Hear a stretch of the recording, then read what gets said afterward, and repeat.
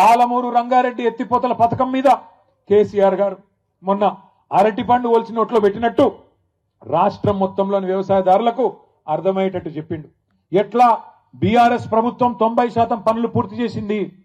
పాలమూరు జిల్లాలోని 14 నియోజకవర్గాలకు, రంగారెడ్డి జిల్లాలోని 6 గ్రామీణ నియోజకవర్గాలకు, అట్లాగే మన దక్షిణ పశ్చిమ నల్లగొండలో, సౌత్ వెస్ట్ నల్లగొండలో మునుగోడు, దేవరకొండ, కొంత నల్లగొండ నియోజకవర్గం, కొంత నాగార్జున సాగర్ నియోజకవర్గానికి లాభమయ్యే విధంగా దిండి ప్రాజెక్టును కూడా అక్కడ తీసుకున్న నీళ్లతోనే ఎట్లా మేము ప్రయత్నం చేసినాం, ఎట్లా 90% పనులు పూర్తయినాయి, ఎట్లా 10% ఈ 2 ఏళ్లుగా అసలు పని చేయకుండా పండబెట్టినరు.